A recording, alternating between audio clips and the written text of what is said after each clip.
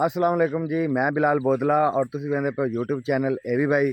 हाँ जी वीवर, की हाल चाल? उम्मीद कर सब खैर करता नाल उस तल्ला दे फजल करम और शुक्र नाल जनाब मैं भी खैर करता नाल हाँ। अज दा मज़ेदार व्लॉग करना शुरू करने से पहले लाइक शेयर कमेंट और सबसक्राइब जरूर कर लवे। व्लॉग थोड़ा जिहा तुहानूं समझाने वास्ते है। अगे भी मैं वीडियो बनाई सी लेकिन तुसां ने गौर नहीं किया।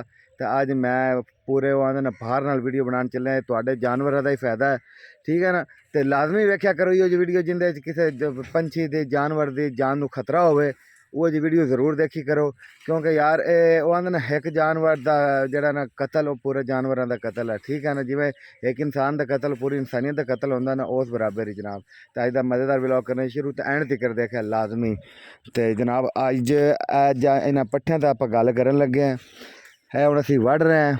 अक्सर बंदे इवें करदे, मैं पिछली वीडियो तुहानूं दस्सिया सी, पिछां जाके अकाउंट भावें चैक ही कर लो कि हुण पट्ठे आपां वढ़ते जा रहे हैं। क्योंकि इस टाइम गर्मी पै रही है तो कीड़ा मतलब छुंडी या कीड़ी ये बहुत ज़्यादा हद तक पजीराई हासिल कर चुकी हैं जनाब, बड़ी हद तक वध चुकी हैं।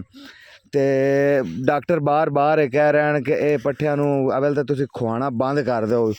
जे मतलब तुहाडे कोल होर पट्ठे कोई नहीं है तो तुसीं विच ज़्यादा तो ज़्यादा तूड़ी का इस्तेमाल करो या पराली का। मतलब कणकां भी आ गई नवियां नवियां तूड़ियां हुण हर किसी कोल आ गई हुण पराली का। उस तो बाद होर भी काफ़ी चीज़ां, वंडा हो गया, खड़ हो गई, बहुत ज़्यादा इस्तेमाल करो।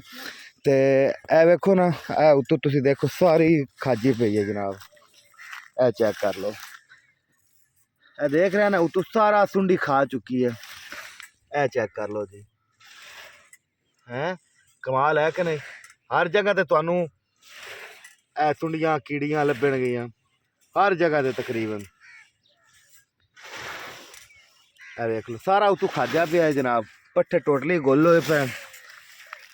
तो मैं तो अगे बार बार ये कह रही हाँ कि ये अगे भी मैं वीडियो बनाई है। क्योंकि डॉक्टर इतने हुण ही आया साढ़े कोल, वो कह रहा सी कि मैं तकरीबन कोई 20 जानवर ऐसे हैं जिन्होंने मैं हुण मतलब छड़ ते आया जेड़े मर गए इस वबा नाल। वबा समझ लो या बीमारी समझ लो, क्योंकि इन्हां च हैं कीड़े पतंगे बहुत ज़्यादा आ गए। इन्हों सबूते ना सट्टो क्योंकि इन्हां दे नाल मेदा उन्हां दा बंद हो जाता है। जदों मेदा बंद होंदा सारा कंट्रोल खत्म हो जाता है अपने आप ते जानवर की डैथ होने का खतरा है।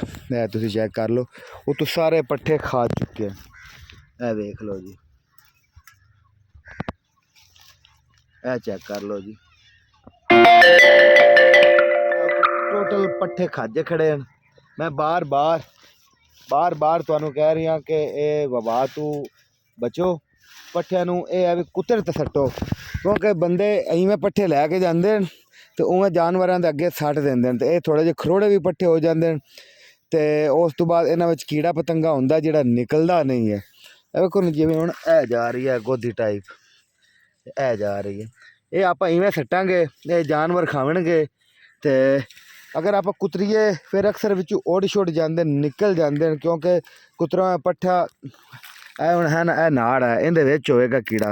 ये जदों आपां कुतरांगे इहदे विचों ये कीड़ा निकल जाएगा, उड़ जाएगा।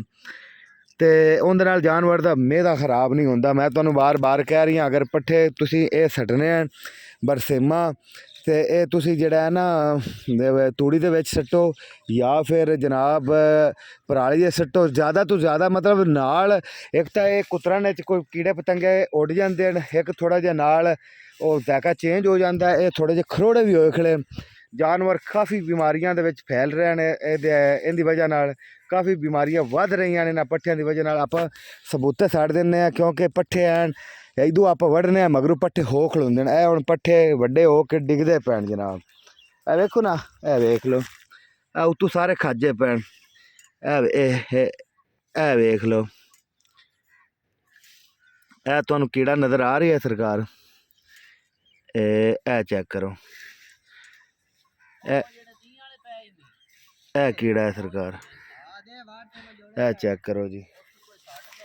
इन्हों जनाब ज़्यादा तो ज़्यादा कुदरत पाओ, इनदे नाल जिहड़ा ना मेदा रुक जाता है जनाब। ए चेक कर लो जी, ए चेक कर लो जी, सारे पट्ठे गुल होए खड़े हैं। ये जितना हो सके इन्हों कुदरत पाओ कि जानवर ਦਾ ਮੇਦਾ ਨਾ ਰੁਕੇ ਔਰ ਜਾਨਵਰ ਨੂੰ ਕੋਈ ਵੀ ਬਿਮਾਰੀ ਦਾ ਅਸਰ ਨਾ ਹੋਵੇ। ਇਹ ਚੈੱਕ ਕਰ ਲਓ, ਇਹ ਮੱਖੀਆਂ ਆ ਗਈਆਂ ਨੇ। ਇਹ ਕੋਈ ਨਵੀਂ ਕੋਈ ਕਿਸਮ ਦੀ ਮੱਖੀ ਆ ਗਈ ਹੈ ਜਿਹੜੀ ਜ਼ਿਆਦਾ ਅੱਗੇ ਕਦੀ ਨਹੀਂ ਦੇਖੀਆਂ ਸੀ। ਇਹ ਚੈੱਕ ਕਰ ਲਓ, ਇਹਦਾ ਹਿਸਾਬ ਕਿਤਾਬ ਉੱਡ ਗਏ। मैं बार बार कह रही हाँ इस मसले से गौर करो जनाब, अपने जानवरों को बचाओ। क्योंकि डॉक्टर नाल मेरी होनी गल हुई, उन्हें मैंने फ़ोन किया कि पट्ठे हुए नहीं सटने क्योंकि खतरा आया खड़ा है, क्योंकि बीमारियां काफ़ी हैं, कीड़े पतंगे मेरा रुक जाता है।